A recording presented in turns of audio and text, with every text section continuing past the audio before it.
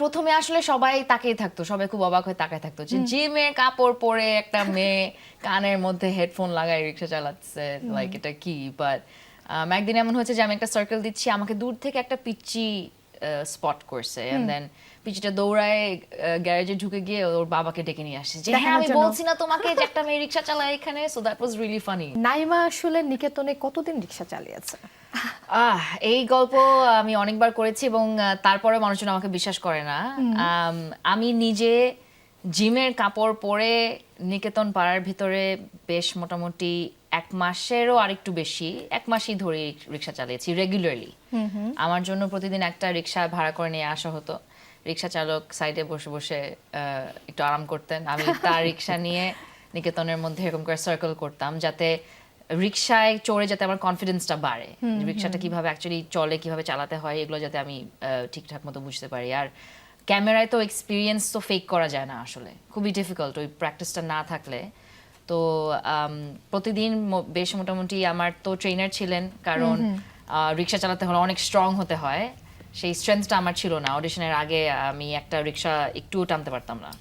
তো সেখান থেকে আমার এমন একটা পর্যায়ে পৌঁছাতে হয়েছে যে যেখানে আমি পিছনে 2 থেকে 3 জন মানুষকে নিয়ে আমি শটের মধ্যে অ্যাকচুয়ালি রিক্সা চালাচ্ছি, কোনো রিগিং ছাড়া, কোনো ধরনের হেল্প ছাড়া।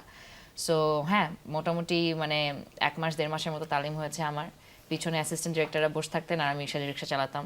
একদিন আমার মাকে নিয়েও রিক্সা চালিয়েছি।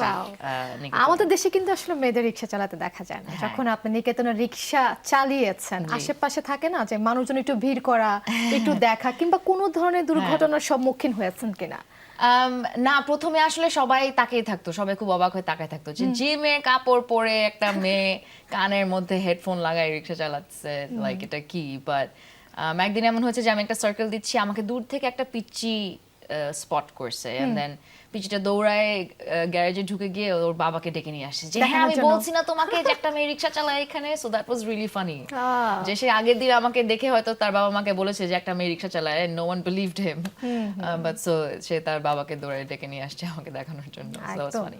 এখন তো রিক্সা একদম আয়ত্তে চলে এসেছে। বেশ বেশ, আচ্ছা। তো নভেরা থেকে নাইমা হয়ে ওঠা এই যে চরিত্রটা আমরা দেখছিলাম স্ক্রিনে, ফুটিয়ে তোলার ক্ষেত্রে, মানে স্ক্রিনে ফুটিয়ে তোলার ক্ষেত্রে কতখানি আসলে প্রিপারেশন নিতে হয়েছে, স্ট্রাগল করতে হয়েছে পেছনের গল্পটা? অনেকটুকু সময় ধরেই হচ্ছে আমার নাইমা হতে হয়েছে। যেটা বলছিলাম যে অনেক ধরনের আমার স্ট্রেংথ ট্রেনিং করতে হয়েছে, সিরিয়াস স্ট্রেংথ ট্রেনিং করতে হয়েছে, রিক্সা চালাতে হয়েছে। আমার যে ট্রেনার ছিলেন উনি কোথা থেকে একটা ট্রাকের ম্যাসিভ একটা টায়ার নিয়ে এসেছিলেন, যেটা আমি আমাদের অফিসের ছাদে এক ছাদ থেকে এক কর্নার থেকে আরেক কর্নার আমি পুশ করতাম আমার স্ট্রেংথ বাড়ানোর জন্য। তারপরে আমার নাইমা অনেক জায়গায় দৌড়াদৌড়ি করে, সেই দৌড়ানোরও ট্রেনিং নিতে হয়েছে আমাকে। অনেক ফিজিক্যালি ডিমান্ডিং একটা চরিত্র ছিল। তো এগুলো তো করেছি, কিন্তু এর পাশাপাশি অনেক রিসার্চও করেছি। যেই আপনাদেরকে নিয়ে আমাদের এই স্টোরিটা, ঢাকায় কিন্তু মানে পুরান ঢাকার দিকে অথবা ঢাকার একটু সাইডের দিকে হচ্ছে কিছু মহিলা রিক্সা চালায়, সেরকম একজন আপার আমরা সন্ধান পেয়েছিলাম এবং তার সাথে গিয়ে আমি একটা দিন সময় কাটিয়েছি তার জীবনটাকে দেখার জন্য। সে কিভাবে তার ওয়ার্ল্ডে হাঁটাহাঁটি করে, রাইট, সে তার এলাকাতে কিভাবে সে চলে, একজন নারী রিক্সা চালক। সো সেই রিসার্চগুলো করেছি। রিক্সা নিয়ে প্রচুর রিসার্চ আছে। এখন তো আমার মনে হয় যে আমি একটা রিক্সা এক্সপার্ট, কারণ আমি রিক্সার হিস্ট্রি নিয়ে পড়াশোনা করেছি, রিক্সা কিভাবে ডেভেলপ করছে, রিক্সার মধ্যে যে এই আমাদের দেশের যে আর্টটা থাকে, রিক্সা আর্টটা থাকে, সেটা কিভাবে ডেভেলপ হয়েছে, কেন হয়েছে, সবকিছু নিয়েই অনেক পড়াশোনা করেছি এবং আশা করি সেই পড়াশোনা, সেই রিসার্চটা স্ক্রিনে দেখা যাবে শেষমেশ।